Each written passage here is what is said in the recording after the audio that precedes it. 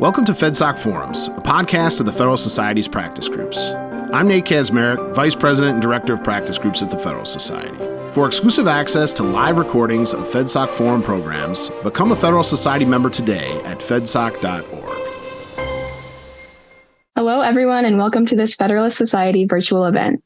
My name is Edith Harold, and I'm an Assistant Director of Practice Groups with the Federalist Society. Today, we're excited to host this Courthouse Steps Decision webinar on Ohio versus EPA, featuring Mathura Sridharan, the advocate for Ohio in this case, and Justin Schwab as moderator. Mr. Schwab is the founder of CGCN Law, a law practice in D.C. focusing on environmental, energy, and administrative law. He served as deputy counsel for the EPA from 2017 through 2019. Prior to that, he practiced administrative law at Baker Hostetler's D.C. office. He clerked for the Second Circuit and the Utah Supreme Court and has a law degree from Yale and a PhD in classics from Berkeley. Mathura serves as Deputy Solicitor General in Ohio's Office of the Solicitor General. She also directs Ohio's 10th Amendment Center, for which she initiates and directs suits to defend Ohioans against unlawful federal policies and to preserve separation of powers between the federal and state governments.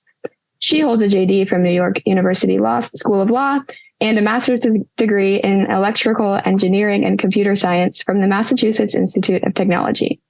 If you'd like to learn more about today's moderator or speaker, their full bios can be viewed from our website, fedsoc.org. After our speakers give their opening remarks, we'll turn to the audience for questions. If you have a question, you can enter it into the Q&A function at the bottom of your Zoom window, and we will do our best to answer as many as we can.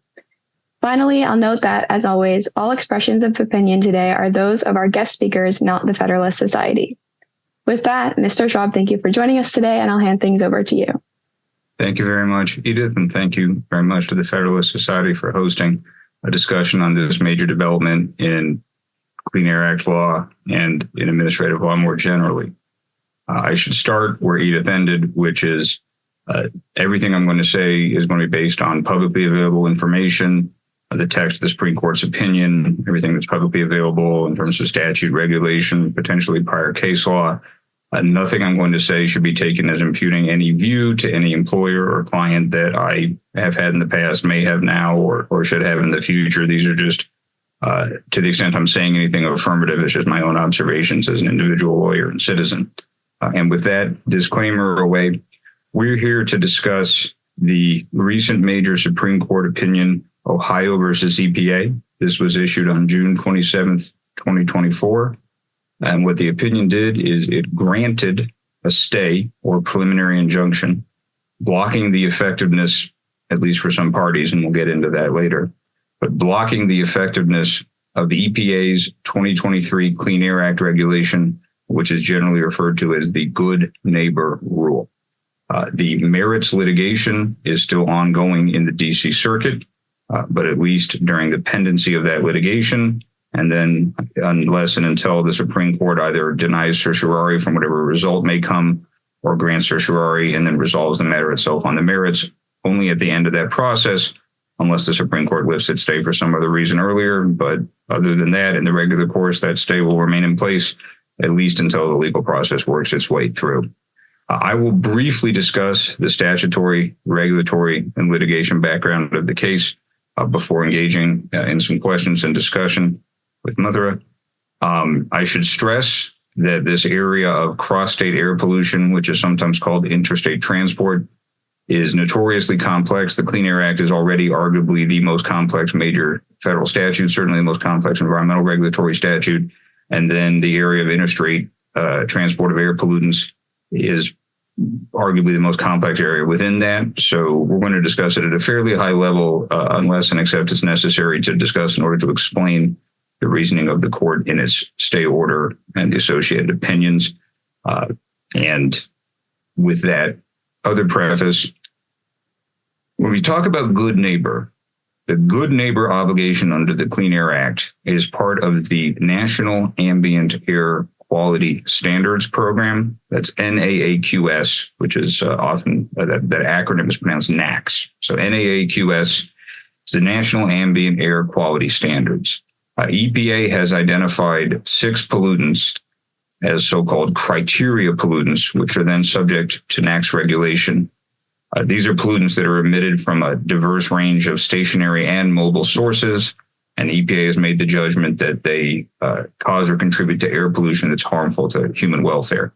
And then what EPA does under the NAAQS statutes, the sections of the Clean Air Act that govern the NAAQS regime, is EPA determines as a matter of both science and sort of health policy, let's call it, what the maximum safe concentration in the ambient air in a given region, or think especially a metropolitan area, what the maximum safe level is that provides an adequate margin of protection for human health and for public welfare.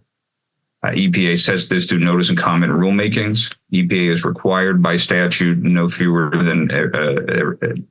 no less often than every 5 years. EPA is required to review the standards on the books and, if appropriate, to make them more stringent or to otherwise revise them. EPA, that deadline is enforceable by NGOs or other parties through district court deadline suits if EPA blows the deadline. And then if EPA decides to leave the standards in place, or if it decides to revise them, that final action is also challengeable in court, be reviewable in the DC Circuit. What the good neighbor provision specifically provides is every time that EPA issues a new NAAQS standard or a revision of a pre-existing NAAQS standard, that sets off a bunch of regulatory dominoes under which, in a complex federal and state cooperative federal process, in the first instance, all states in the country develop plans to attain and maintain that new standard, to make sure that that standard either is met, or a plan of how to get there by imposing various controls on sources within their jurisdiction, and then attaining and maintaining those new standards. They do so through SIPs, which stands for State Implementation Plan. I will try to call those state plans rather than SIPs to avoid unnecessary jargon if we can. But if we slip up and say SIP, we're talking about the state plans that are to implement and reach and keep and stay no higher than those new NAAQS standards. EPA has a backstop authority and obligation where if a state does not submit a SIP by the relevant deadline, or to the extent that EPA partially or fully disapproves the state plan, EPA then has both the authority and the obligation, with a deadline, again, enforceable through a deadline suit by an NGO or other adverse party in district court, to issue a federal implementation plan to sort of fill the gaps from the statutory requirements that have not been met by an approved state plan. But the good neighbor provision specifically has nothing to do with the air quality within the borders of the state whose legal obligations are at issue. Instead, every time EPA issues a new NAAQS standard, that starts a clock under which no later than 3 years from the date of finalization of the new standard, every state in the union has to revise their state implementation plan to ensure that the air pollutant emissions from within the home state's boundaries under their jurisdiction are sufficiently controlled that those emissions, as they are then transported through the wind and the air basically to other states, that they must demonstrate that their sources' emissions are sufficiently controlled so that those emissions, as they are transported across state boundaries, do not significantly interfere with the downwind state's abilities to attain and maintain the newly revised NAAQS standard. That's why it's called good neighbor. Is not in the statute. The colloquial term good neighbor has arisen over the decades of the implementation of the Clean Air Act,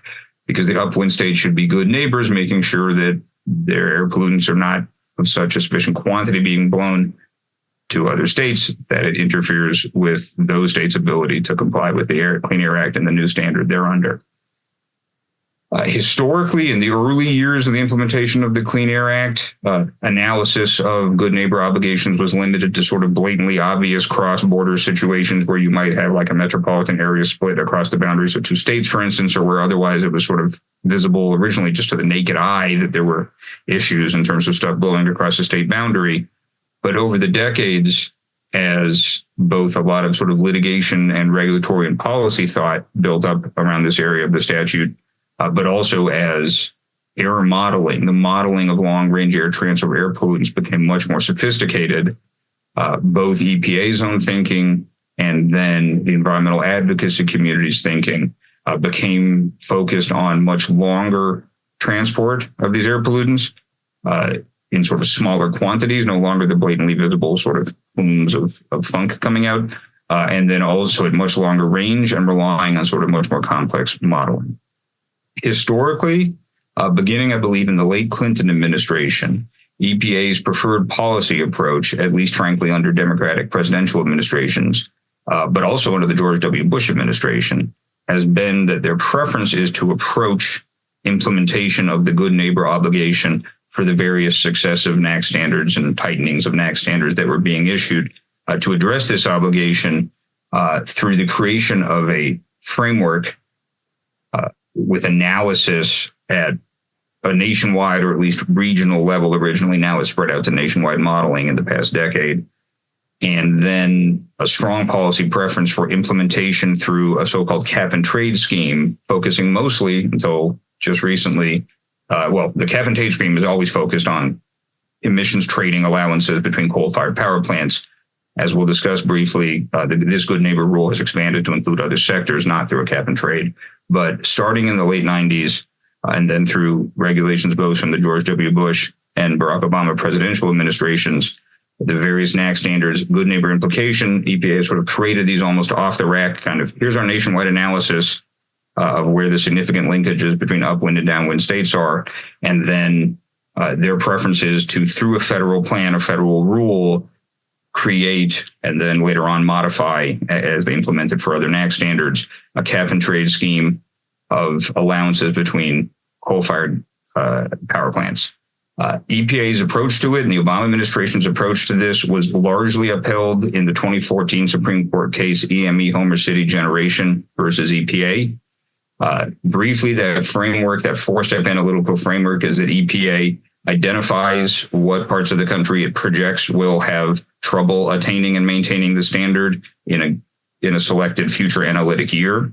EPA then sort of through the air modeling traces to which upwind states have a significant contribution to the downwind states' air quality problems, which has been typically defined as 1% of the relevant NAAQS standard. Some people prefer a 1 part per billion approach, which now that the standards have been revised, at least for ozone to a certain level of stringency, has slipped below that. But, a relatively small contribution, but, not de minimis is essentially EPA's approach. So step 1, what downwind states are going to have problems. Steps 2, trace them back to who has a more than de minimis input to that of the upwind states. Step 3 is to identify what cost-effective controls could be installed, or if they're already installed, could be activated to control the upwind sources. And then step 4 is to back calculate the cap and trade budgets and how that is all going to work based on identifying downwind problems, step 1, identifying what states they're linked to upwind from their emission, step 2. Step 3, identify what cost-effective controls can be brought to bear. Step 4, design the actual substance of the regulation itself. That was largely affirmed by the Supreme Court in EME Homer in 2014, except that Justice Ginsburg's majority opinion held that the one thing EPA cannot do is it cannot over-control. It cannot require more reductions from the upwind states than are necessary to eliminate their significant contribution to the downwind states' air problems. So that's the general framework, sort of pre-Trump, let's say, that was inherited legally. Now, the Good Neighbor Rule of 2023, which was just stayed by the Supreme Court, implements the Good Neighbor obligation with respect to the 2015 ozone NAAQS standard, which was a tightening of, making a more stringent of the NAAQS standards. The Trump administration sort of inherited this regulation and the situation, and the Trump administration's strong policy preference was to let 1,000 flowers bloom and encourage all the states, rather than just looking to EPA saying, tell us what to do, for states to explore a variety of methodological approaches, a variety of analyses, and they put out various sort of policy memoranda encouraging, not in a binding way, but saying we want to rethink how we're doing this, sort of, feel free to get creative in what you send to us, states. This is no longer our way or the highway, one size fits all. I think that's a fair characterization of it. The Biden administration, for its part, appears to have preferred to revert to the overall federal plan approach. So the Biden administration proposed to disapprove many of the state plan submissions that had been received at the end of the Trump and the beginning of the Biden administration, for the states saying either, here are the controls that we are identifying to meet our good neighbor obligation with respect to the 2015 ozone NAC standard, making sure that our emissions are not significantly interfering with downwind states' ability to attain and maintain that new standard. Or in some cases, states have said, our analysis shows that we don't have any significant contribution to downwind states, and so we don't need to do anything additional. The Biden administration proposed to disapprove, I think several, and when I say disapprove, mostly these were disapprovals of plans that have been received. In some cases, the action was to revoke an approval that had been afforded by the prior administration. And then in a few instances, it was a proposed finding that the state had not submitted any plan at all. So when I say disapprove, that's the bulk of it, but a few others of those fit that other pattern. And all, for our purposes, I don't think that matters. I'd be interested to know later on if both agrees that that's not a relevant distinction for the purposes we're talking about here. The Biden administration proposed to disapprove, I think it was 23 state plans, some 24 almost state plans. Well, I think it was around 19, and 19, and then several states were added in as having failed to have submitted an adequate state plan. I'm going to avoid the acronyms, the SIPs and FIPs and all of that. So had almost 24 state plans were in one way or another proposed to be found lacking or deficient through several federal budgetary actions, but all clearly headed towards the same ultimate purpose. Correct. While those disapprovals were all pending and proposed, and again, using disapproval as shorthand for disapproval or revocation or finding a failure to submit, while those were proposed, the Biden administration EPA then also proposed the good neighbor rule, which it would use as a federal plan to fill the gaps in the state plans, which its proposed disapproval would sort of reify the recognition of, essentially. Commenters on the proposed, now briefly, the good neighbor rule, in addition to sort of tightening up and lowering down the budgets for the pre-existing coal-fired power plant cap and trade regime, which had been the feature of good neighbor implementation for the prior generation. In addition to that, the new good neighbor rule proposed to rope in, I believe, more than a dozen other industrial sectors and identify various controls with no ability to trade. Just these are the reductions or the emissions limitations we're going to want to see placed on emission sources in other industrial sectors outside the utility sector. You don't necessarily have to use the technology that EPA has identified as allowing you to get to that level, but often that's the only practical, if it even is available, is the only practical way to do it.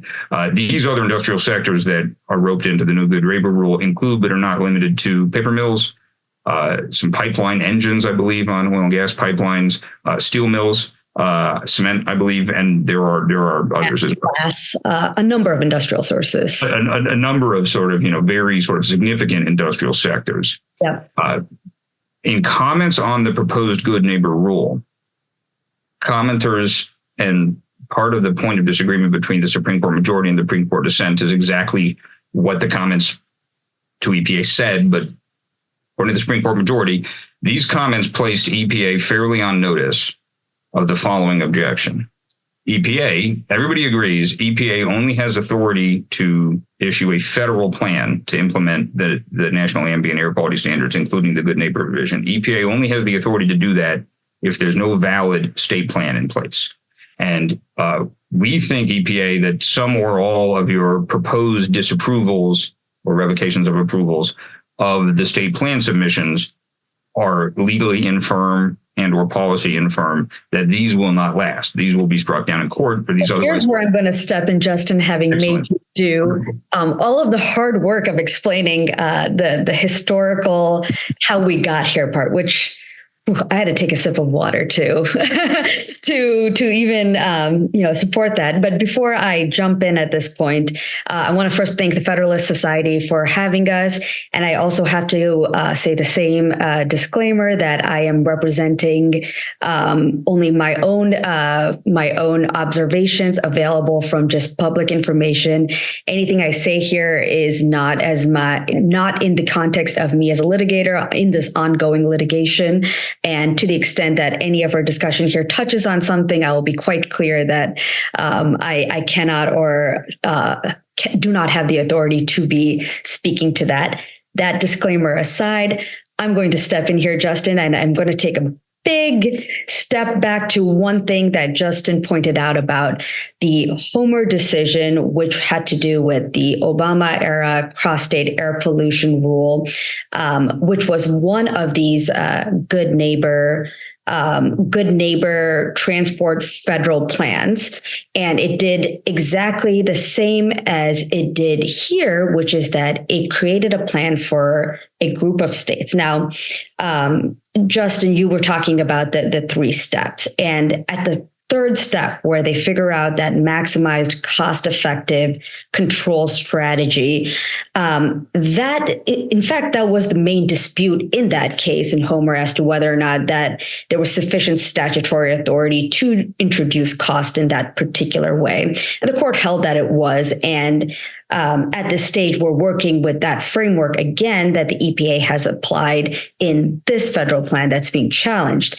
Now, as I think the entire court agreed, and as the dissent pointed out in Ohio versus EPA, step 3 is where the rubber hits the road, and there's a reason why.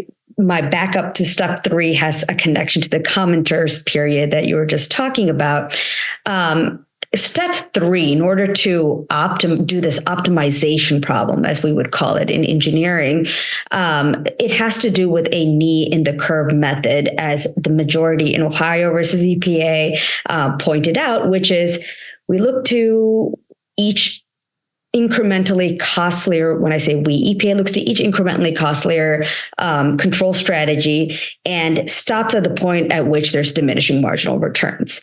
And the reason being that would, first of all, maximize the cost effectiveness across this group of upwind states, and also allow for states that are already operating at that control level to not do anything additional, and it's a way to normalize by industriousness. You're not punishing the states for being industrious. You're essentially requiring them to all meet a uniform level of control stringency.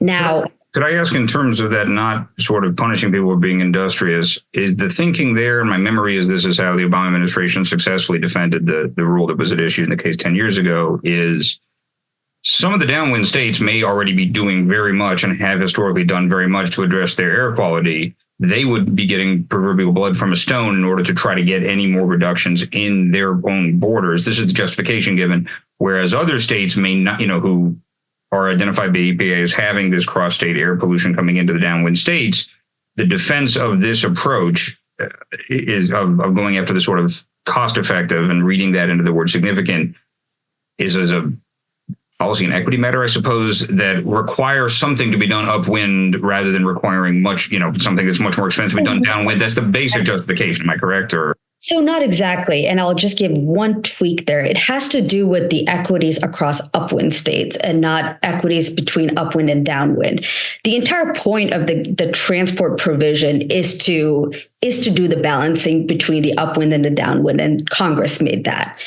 Now, EPA's judgment call on implementing this uniform cost threshold was actually equities among the upwind states, saying, well, we are not going to force states to reduce by necessarily how much they're emitting. We want to make them reduce by how much more they could be doing to mitigate their emissions. And some upwind states may already be doing that. So we don't want them to have to continue upping their level of control stringencies when in fact there's other states that are not even at that level that could implement those technologies. So it's actually equities among the upwind states. Thank you. That's very, and then bringing this back to the point of the commenters, I guess what I should say is, at a high level of generality, the adverse comments, the warning comments being filed on EPA's proposed good neighbor rule, multi-state good neighbor rule, was EPA, many, if several of your proposed disapprovals of the state plan are legally vulnerable. And or a aspect of it, the idea, well, let me give you two different aspects. So there's a reason why I went back to the method, and there's also the timing aspect of it. So let me start with the method aspect. The fact that there is this approach that looks to all of the upwind states and determines what is best, a single best approach or control for all of them, means that you're looking at all of the upwind states in conjunction, not one of them exactly. And that interdependency means that what happens with a lesser mix of states may not be the same, or what is the most cost-effective control for one mix of states is not so for another. And so that's one aspect. The other aspect is timing. If there was no question about the mix of states changing, perhaps as in Homer, for example, there wasn't, because I think there was only a couple of SIP disapprovals that had been challenged, and they were actually held in abeyance pending the Homer decision. But here, because the FIP was imposed near contemporaneously with the SIP disapprovals, and that litigation pretty much ensued quite shortly afterward, the fact that there was a very clear potential for a different mix of states, that potential immediately called into question whether the methodology that they had used would now require readjustment for different mixes of states. Let's zoom in this and break this down for the audience, because this is really the crux. And then EPA's response or lack of response to these comments on the proposed rule are the basis on which the Supreme Court just stated the good neighbor rule. The Supreme Court said that this rulemaking is arbitrary and capricious, and we'll get into exactly why in detail later on, but it's like a failure to adequately grapple with this flaw in its approach as identified by commenters. Is that fair, that is the sole point of decision?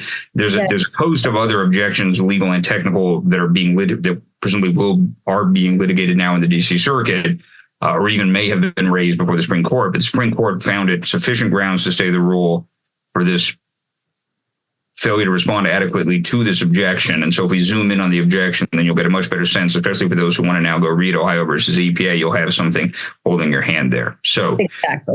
EPA is designing a regulation and a cap and trade scheme, and the aspects that aren't cap and trade, which are just emissions limitation requirements without any trading from other sectors, and a cap and trade scheme for coal-fired power plants. EPA was identifying that across a group of almost 24 states. And due to EPA's interpretation and application and methodology under this statute, EPA's analysis of what controls are available and then what limits should result from them is predicated on a particular set and universe of states that it's looking at. That's correct. And that the comments, and unless we can get into later of exactly what the comments didn't say, but as the Supreme Court interpreted it, these comments put EPA fairly on notice of the following objection. EPA, you are assuming that this plan will now go into effect and be implemented with the entire universe of these 23 states on which you are designing the rule. What if you're wrong about that, EPA? And what if, for various reasons, and we'll get into what actually happened, what if one or more of the states drop out of coverage of the rule and can't or won't be implemented in the rule? You're going to have to recalculate things. Your EPA assume, and this gets a little back into the split of difference of visions of how to implement this program in the first place. Should it be an overall framework EPA provides, and then states either can copy EPA's analysis and submit it to it as a state plan if they want to, assuming they're even given it beforehand, but that's your only real option, right? Once EPA has come up with its modeling and its preferred approach, a state can either just say, please let me in that, or it'll be imposed on them as a federal plan. But I think the critics would say there's no real actual back and forth and fair cooperative federalism going on. That's how, as a policy / frankly political matter, the discussion has evolved over the last generation. But this we see playing out now in the comments, and then what the Supreme Court at the stay grant stage has found is likely to succeed on the claim that this was an inadequate response to the comments, was saying, EPA, what if you can't actually implement it in some of these 23 states? Aren't you going to have to start essentially from scratch again in terms of your analysis of what mix of controls is appropriate, both legally and as a policy matter, to require in the plan?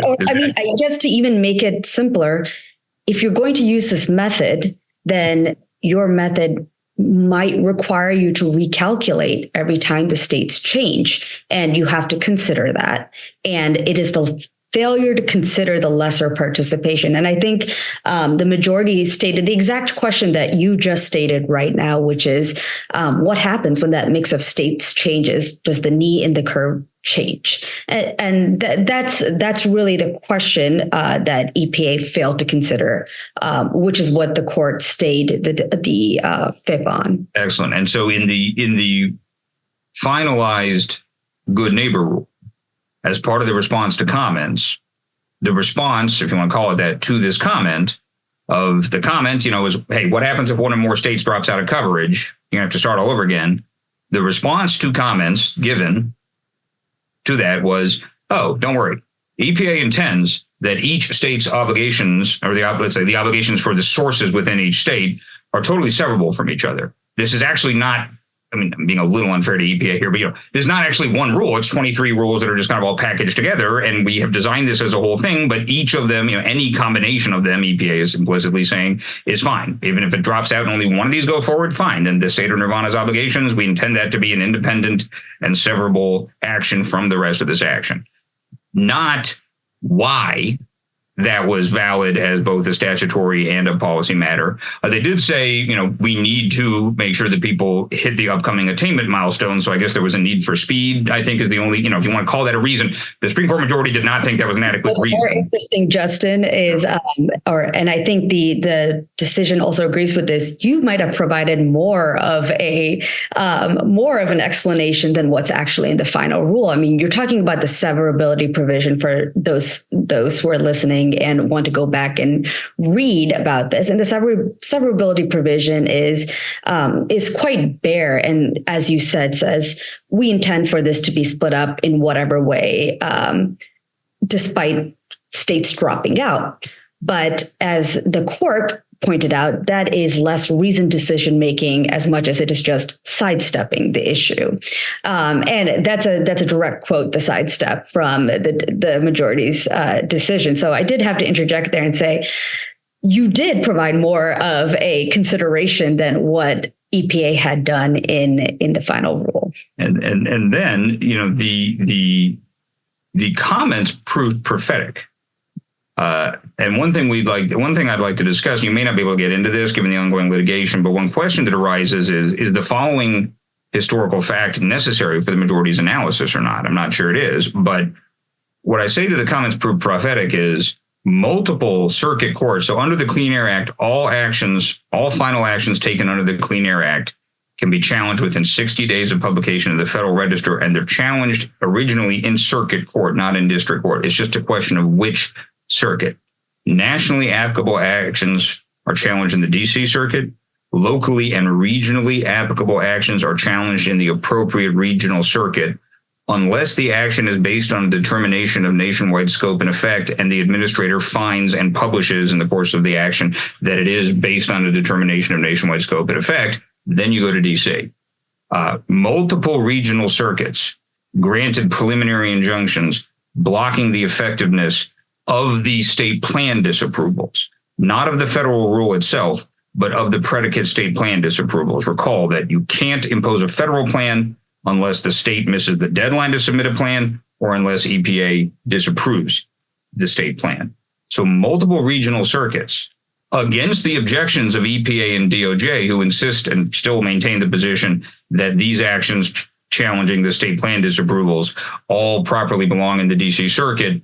I believe they argue both prongs. One, they say these are nationwide actions because we did them in an omnibus Federal Register publication, or in the alternative, they are based on a determination of nationwide scope and effect because they all rely on the same nationwide methodology of air quality modeling, transport modeling, and the statewide analysis, which you've discussed earlier. Mm-hmm. But notwithstanding that, multiple regional circuits stayed the effectiveness of the disapproval of, I think it was above 10 at one point, state plans. It was getting north of 10, I think. I would have to check the count, but you're in the vicinity. Notably, the 10th Circuit and its final disposition of that challenge determined that the motions panel had been in error and transferred the case to DC Circuit. But to my knowledge, all those other cases are still ongoing. None of them, I believe, have reached a final merits judgment in those other courts. I will say that my reading of the 10th Circuit's decision to transfer doesn't necessarily lift the stay. So fair enough. But it's also the subject of a petition for cert right now that's pending before the Supreme Court on the venue transfer. And I think not arising from the good neighbor cases is my understanding. There might be another petition for cert. The small refinery exemption matter coming out of the Fifth Circuit under the renewable fuel statute is also is raising these issues of exactly. Venue under the Clean Air Act, which and I think that issue is narrowly on the second question, which is about the administrator's determination. The determination of the action is based on the finding that the action is based on a determination of nationwide scope and effect. But so this is Clean Air Act esoterica, but this issue may be coming to the Supreme Court sooner rather than later. And this issue of the odd, frankly, venue provision in the Clean Air Act and what challenges go to which court has been a lurking issue under the Clean Air Act for decades. We should probably do a whole separate webinar on that if this ripens. But here anyway, it is the validity of the commenter's point. Remember, the commenter said, hey, you've designed this 23-state framework, but what if some of those states drop out of coverage?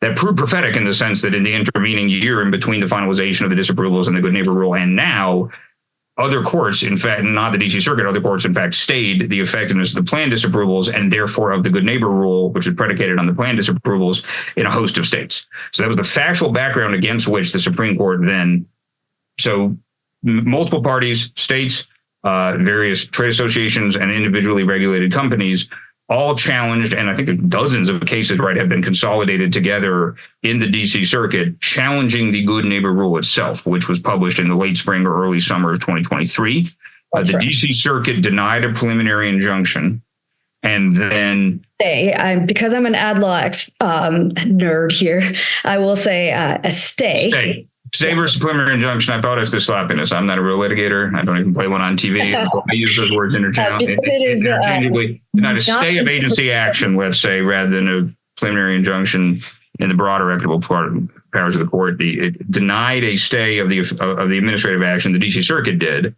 Yes. And multiple parties asked the Supreme Court to take the matter up in a stay posture. Correct. I don't know if they were also styled as in the alternative, a sort of grant of certiorari before judgment. Direct request for a stay of agency action. Straight up stay of agency action. And in December, I believe, of 2023, the Supreme Court announced that it was granting the applications to the extent that it would hold a hearing. So let's say not granting the stay application yet, but it would hold a hearing. That has happened in other subject areas. I'm not aware of the Supreme Court holding oral argument in such a technical matter of kind of environmental or safety regulation before. We've seen it in a lot of, let's say, social policy areas. But 3 times, and I think one of the times was sometime in the 70s. My history is not perfect on this. Sometime in the 70s on the potentially a benzene rule. Oh. So it could be that they did do a technical one the first time. The second time, actually, and this is, I guess, a point of trivia / interest, was NFIB versus OSHA, the vaccine mandate case, in which actually my office, the Office of Attorney General Dave Yost, was also involved in that. Was the state, we led the state litigation there. And then this is the third one. But you're right that this is extremely nitty gritty and of extreme technical import that went to oral argument. And I think esoteric, complex, wonky, in the weeds. But so oral argument was calendared. Argument was held, I want to say at the end of February. Is my memory accurate there? And then, no ruling issued on this day until the very end of the term, which correct. Is a bit unusual given that the entire, a bedrock predicate for requesting and receiving a stay is a showing of irreparable harm. Mm-hmm. And typically courts like to move quickly on this, but as we'll see when we look at the opinion itself, this became a contentious matter. It's a narrowly decided case. You have lengthy writings in both the majority saying, here's why we're granting the stay, and the dissent saying why it's not appropriate to grant the stay. So, 4 months and a few days of deliberation on this matter.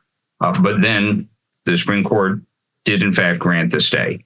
And the analysis, after reciting sort of the statutory and regulatory background, the analysis hinges on the arbitrary, so to get a stay, you have to show a likelihood of success on the merits of your challenge. And the aspect of the challenge, as we previewed earlier, was the arbitrary and capricious nature of the EPA's failure to adequately respond to the comments.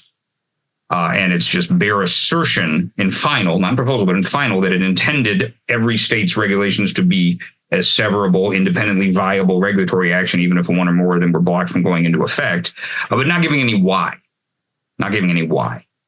And on that basis, the Supreme Court grants the stay and says the majority says it doesn't need to get into any other challenges that may be floating around out there to the Good Neighbor Rule, because this is sufficient to grant the stay.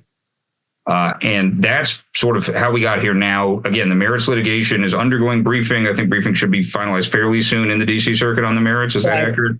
Yeah, that's correct. I think briefing ends July 29th or so on the petitioner's merits briefing. Okay. So is it, I know this is a dicey question to ask a litigator in an ongoing case. So I will just make an observation myself. And then if you want to comment on it or not, in the regular course, this case may or may not get oral argument in the D Circuit this calendar year. If it does, I think it would be fairly late in the year.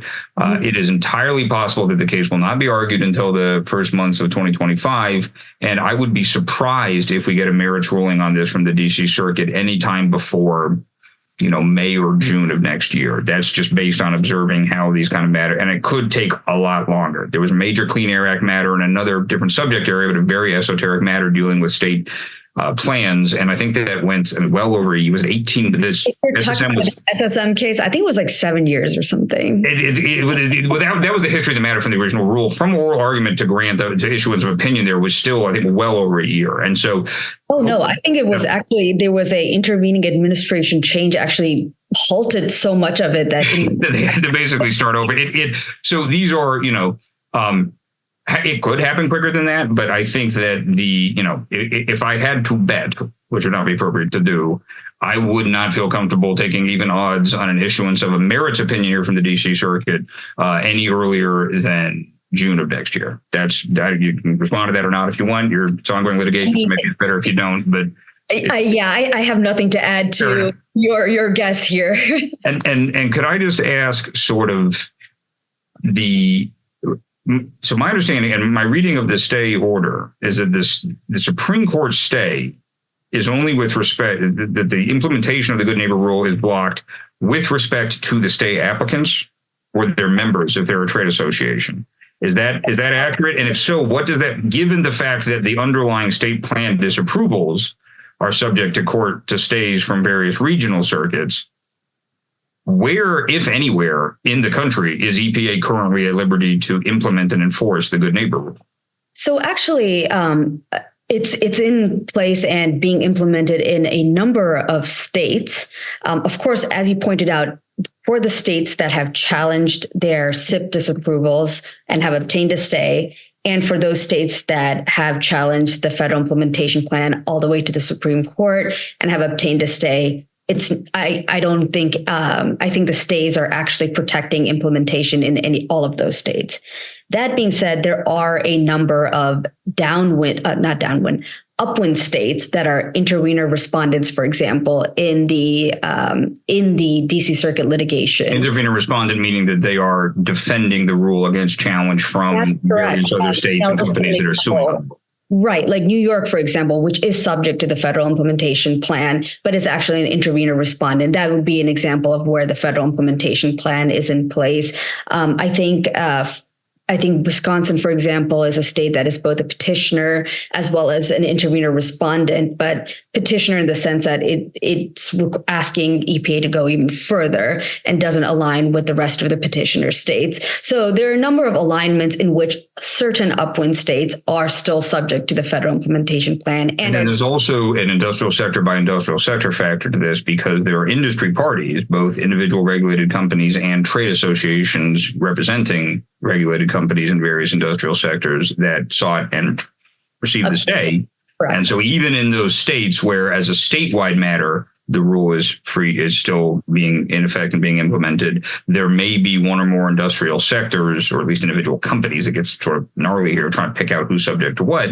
These individual entities and their members presumably know who's subject to what, but it's a little difficult for the public now to figure out, okay, where is this rule still in effect? It looks like Swiss cheese at best is the situation now, I think it's fair to say. I think that's right. With respect to the industrial sources, it also gets a little stranger because the implementation deadline for the industrial sources is actually 2026, whereas power sources in these states already have compliance obligations.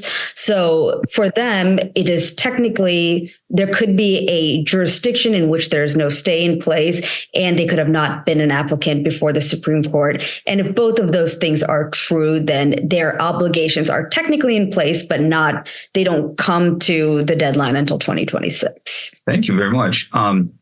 I'd like now to talk about not the technical details of the matter, but the matter as a potential development in administrative law. So this opinion is sort of crowded out by Loper Brighton Corner Post, which, will be cited a bajillion times. And every admin professor is frantically rewriting their casebooks and their textbooks to be based around that. But I do hope folks who care not just about the esoterica of the Clean Air Act, but care about administrative law more broadly, or the Clean Air Act more broadly, we'll look to this case as a potential development of doctrine in several areas. Now, there's a question here of to what extent does a stay order grant, sort of set precedent? I don't know, but it's a citable thing, and people will probably be citing it in multiple areas. So I'd like to identify a few areas of possible change in the law in this stay order opinion. First, do you view, or you may, well, I think that there appears to be an alteration of the standard for obtaining judicial review under the Clean Air Act. And what I mean by that is that the Clean Air Act somewhat unusually codifies an issue preservation and sort of exhaustion of administrative remedies through comment obligation. And what I mean by that is, if you're operating in regular APA, Administrative Procedure Act land, and you don't have any statutory language to this effect, then you will run into the sort of common law, federal common law. They say we don't have federal common law, but we sure do. And this is one area in which we do, is the doctrine of exhaustion of administrative remedies. Often a court will say, I understand the argument you're making in your challenge to this regulation, plaintiff, but there was a comment period on this regulation and you didn't say anything about that. So take it up with the agency in the first instance. But because this is, essentially an anti-sandbagging principle, a pro-deliberation principle, it's inherently sort of judicially created equitable fuzzy and subject to exception. In the Clean Air Act, however, this is black letter codified law. And what the Clean Air Act says is, at least for those subset of Clean Air Act actions which are subject to the requirements of 307D of the Clean Air Act, and that includes most of the stuff that people care about under the Clean Air Act, but not all of it, the court can only review objections to an action that were raised with reasonable specificity in comments. And this is a big part. This is one of the cruxes of difference in view between the majority and the dissent here. That's right. Okay. So I'm going to actually interject. Absolutely. And say here that you use the word, it alters the law on reasonable specificity. And I'm going to say that it actually confirms and clarifies. And I'll explain why. So we know that it is reasonable specificity. We know that from Homer, it's not a jurisdictional requirement. We even have some agreement among the justices that the comment need not even come from the challenger, just that it is there. So putting that all together, there is some idea that this is a notice requirement, that it gives the idea being that the agency should have the first crack at addressing an objection before you can, in a reasonably specific comment, before the court would intervene to. And I want to point out that in the majority, in explaining the reasonable specificity requirement, actually points to some DC Circuit case law saying this is not a hair-splitting approach. And it has been in the DC Circuit case law thus far that this is not a precision, a word-for-word sort of requirement. It is meant to put the agency on notice of its obligation to consider something. And I think on top of that, it has to be read in the context of general administrative law principles, which is we're not talking about an esoteric point. We're talking about where the rubber hits the road, for example, in this case, where it's such an important aspect of the problem, it forms all of step 3. And just remind folks, the nature of this objection is EPA has proposed a regulation which analyzes 23 states, and then based on that half the country analysis, imposes certain obligations. And the comment says, okay, but what if only some subset of those states ends up being where the rule actually is implemented? Won't that require you to start all over again? And then the response was just, no, because we intend them all to be severable. And that was all they said. Exactly. So to the extent that you're viewing this in both the way it's written with reasonable specificity and not just intense specificity, but also that we're not looking for esoteric nitpicks. The agency really should be addressing the important aspects of the problem. And to the extent somebody disagrees, and I think there could be some disagreement as to, and of course here I'm going to telescope my view, which is this is an important aspect. It's step 3. It's all about how you pick the cost. And step 3 of the analysis being how you identify those cost-effective controls on the basis of which you will then design the business end of the binding regulation. Right, exactly. So to the extent that everybody says, hey, this entire model is going to fall apart, there's no requirement to go all the way through every possible way it can fall apart, especially because, again, it's the agency's responsibility to show its work. That's just like 3rd grade math class, show your work. And it's not show your work on some like side calculation. It is the calculation.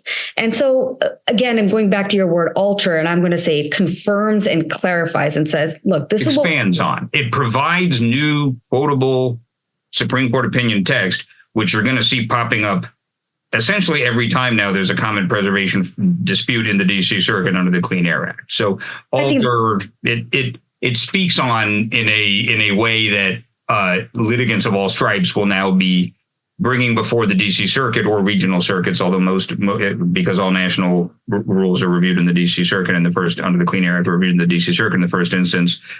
And just to play, and then there's another aspect to this though, where I would say there may even more new law may be being said.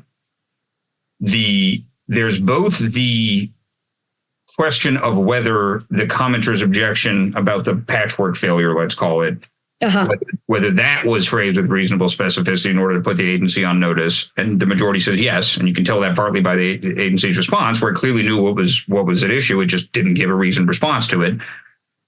But there's another aspect, which is if your objection to a final action is that final action did not adequately respond to the comments you filed on it, then an unforgiving, overly literal reading of the requirement that all objections to a rule be raised with reasonable specificity and comments before the court can review them would say that by definition, you can't bring a failure to adequately respond to comments challenge under the Clean Air Act. You would have to go to EPA with an administrative petition first, say, hey, you didn't respond to my comments adequately, get them to rule on that petition as to whether they're going to change the rule on that basis or not. And then only if you're dissatisfied with that final ruling, which is no deadline for them to take, you would then seek review of that and try to fold that into whatever. Totally agrees with that point, Justin. The court specifically said, look, there's no to go back again to the agency to say, just come back and say, I told you so. Or hey. I have the exact quote here. A person need not go back to the agency and insist on an explanation the second time. Exactly. And I read the dissent to say, yes, no, that is what the text of the Clean Air Act requires. This kind of almost infinite regress loop potentially where if you're saying your response to comments wasn't adequate, by definition, your comment didn't know what their response to your comment would or wouldn't have been. And Justice Gorsuch cuts the Gordian knot here and says, no.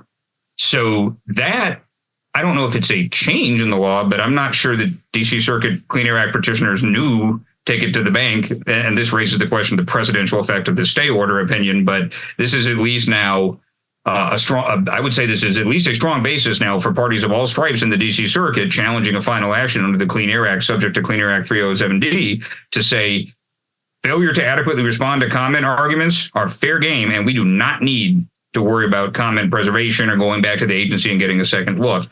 And that may be the right result. I'm sure there's nothing clearly on point that prevented it, but I think that may have moved the ball even more. And I guess it clarified it and made it clear what is required, and now litigants can use that. I can accept your position that it expanded that, but I will say that the cite back to the DC Circuit's own precedent about the hair splitting approach, all goes to, and also the practical implications, as you said, the Gordian knot has been cut.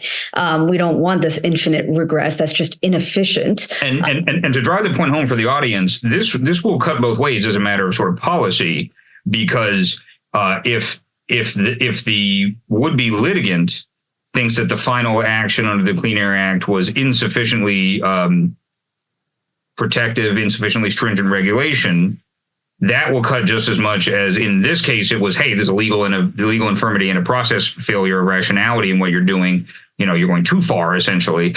Those, in theory, at least, this will be a double-edged sword, which will just say it is now clearer. Let's say there's more solid clarity now coming from the highest court in the land that the D.C. Circuit, which is the real audience here, that parties of all stripes, that's why I keep saying that, will feel the wind at their back, that they have more ability to argue from comments placing the agency on maybe more general notice than some of them may be worried that there may have been a more requirement for precision on the one hand, and that if the nature of your legal challenge is a failure to adequately respond to comments, you have, at least in the stay order, you have majority of the Supreme Court saying, no, that can't be the law here.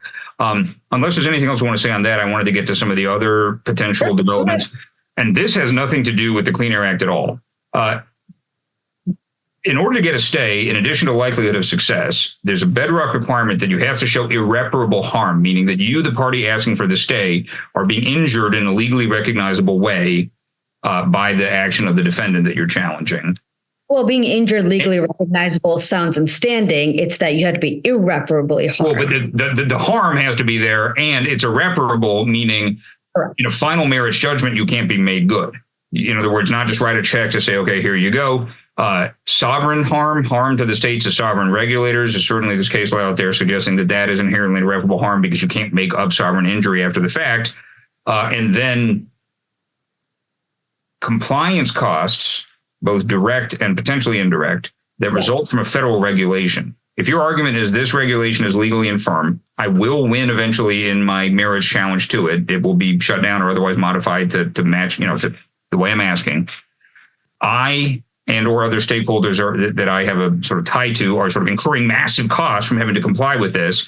And because of the federal government's sovereign immunity, there's no applicable waiver of sovereign immunity for me to go ask for a check back to make me and others good. And so that is per se irreparable harm. The majority seems to be saying, yes, that's harm. But they're citing sort of solo judge and Chambers writings, and they seem to be establishing that more clearly than the United States Supreme Court has ever established that before. Am I nuts to see that here?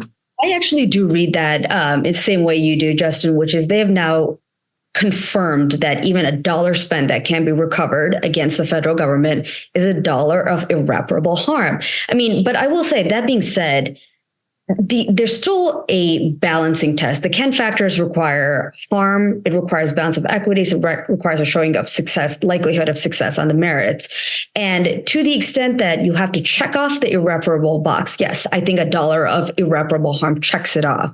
But ultimately, as the court goes on to talk about millions and billions of dollars, and I think that's a quote that they specifically took from argument, and from the industry and state briefing, but I think specifically quoting to the argument, that goes to show how they are weighing that irreparable harm. So of course you must meet that binary checkup. Do you or do you not have irreparable harm? And I think $1 spent that you can't get back is there. And they've made that pretty firm here. The next question as to how big does it have to be to, balance? And that gets into equitable weighing, which is the third. And Right.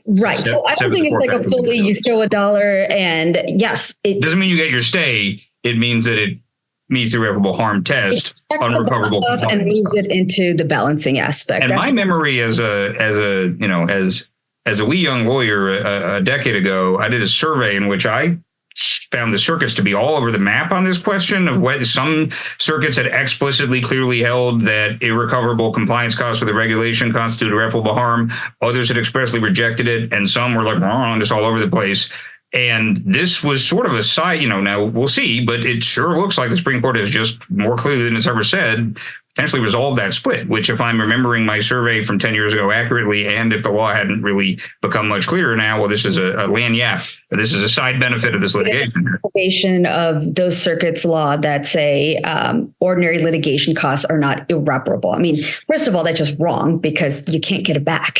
It's a definition of irreparable, but I think this decision makes that clear, and it can make law on the state factor. So I think it is clearly the law. And then I see we're coming up to the end. Hopefully we can go over, but the last potential development in doctrine that I'd like to identify here is the majority fairly clearly explicitly says that when the Supreme Court is deciding whether to stay an agency action that's in ongoing litigation below, that its stay analysis is the same four-factor stay analysis that all three levels of the federal judicial system use when deciding to grant a stay in any matter, which, as we've said, is likelihood of success, irreparable harm, weighing of the equities between the parties, and then considering where the public interest lies, although the federal government is presumed to speak in the public interest, which collapses into three.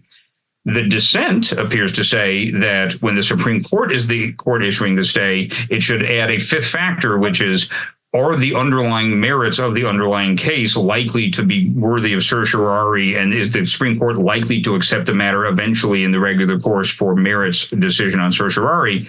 Am I right that there's a disagreement there? And if so, is the majority just stating the clearly established law, or are they clarifying or advancing doctrine there? I actually read the majority's opinion in light of how the dissent put it to not have taken on the cert-worthiness aspect as part of the Ken factors. I mean, you have strong language saying we have two options, grant or deny, right. not decide on some discretionary level whether something is cert-worthy. Now, turning to the dissent, for example, I believe Justice Barrett used the word should be decided on cert-worthiness, which implies to me that the other justices in the majority did not take up on that offer.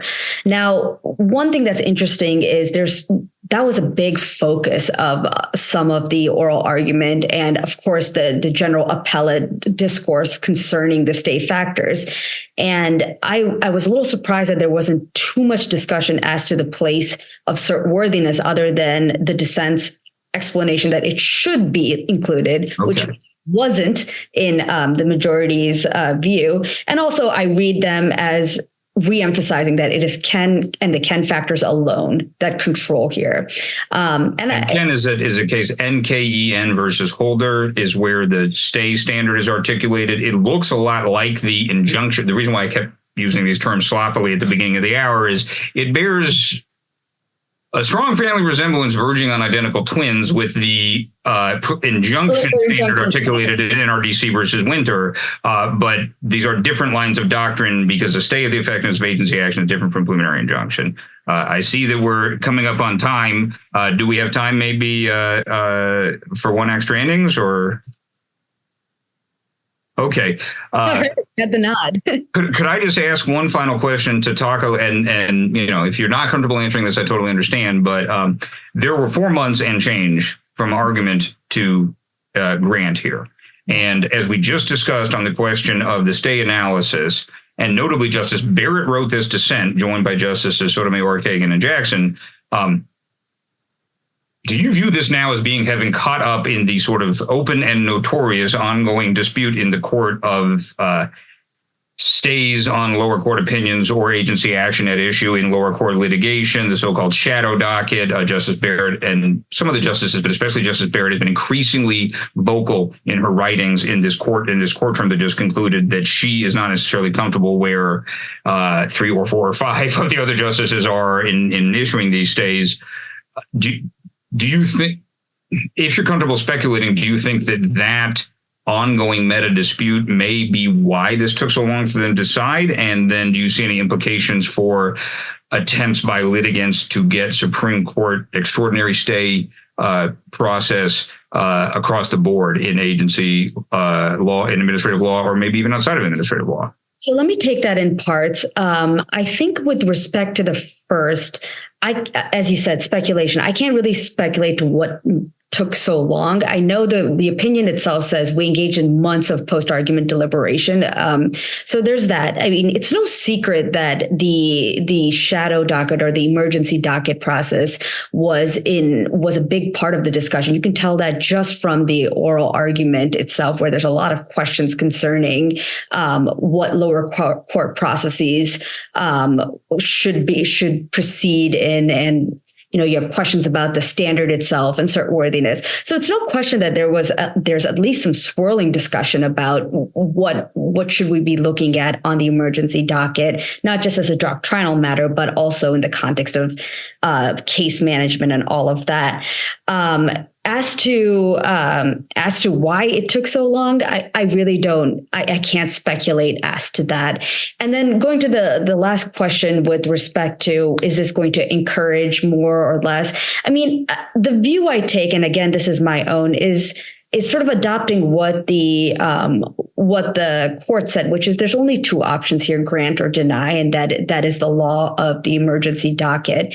And there are situations such as this one where the amount of money that's being spent in compliance with an unlawful rule does cost the states, its citizens, and its industries so much that it truly is irreparable harm that needs to be stopped while these sometimes years-long proceedings goes on the merits.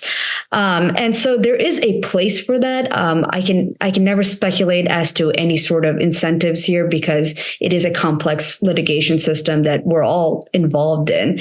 But I do think there's a place for the emergency docket, which I think there's some discourse saying, no, we should shut that down. And I don't think that's exactly right, because that does have an important place in disputes of this gargantuan import. And then I would just note as a closing observation that this litigation has to do with a regulation issued in, I believe it was the late spring or early summer of 2023. Mm-hmm. And more than a year later, you get a Supreme Court stay ruling. Two major actions issued by EPA under Clean Air Act Section 111, which is the same authority that was used for the Clean Power Plan, which was eventually struck down in West Virginia versus EPA by the Supreme Court in 2022. But two actions finalized in this calendar year, 2024, by EPA under Clean Air Act Section 111, establishing greenhouse gas standards for power plants and establishing greenhouse gas standards for oil and gas wells and other oil and gas facilities, are in current merits litigation in the D.C. Circuit. The D.C. Circuit has denied a stay motion on the oil and gas well rule, and then I don't believe has yet ruled on a pending stay motion from the power plant rule. Watch this space, because parties may, if those other stay is denied or even on the oil well one is, seek Supreme Court attention. And the most recent Clean Air Act opinion from the Supreme Court is a stay grant, which addresses all these issues. And so it's not just limited to the facts of this one very important case, but may have sequelae, and that may be pretty soon that we see those sequels. We record today on July 18th, and this could all have many more chapters to tell within the next coming weeks and months. And with that, I'd like to turn it back over to Edith, and thanks again to the Society for hosting this discussion. Thank you. On behalf of the Federalist Society, thank you so much to Justin and Mathura for your time and expertise. Thank you also to our audience for joining us. We greatly appreciate your participation. You can stay up to date with announcements and other upcoming webinars on our website, fedsoc.org, or on all major social media platforms. Thank you once more, and we are adjourned. Thank you for listening to this episode of FedSoc Forums, a podcast of the Federalist Society's practice groups. For more information about the Federalist Society, the practice groups, and to become a Federalist Society member, please visit our website at fedsoc.org.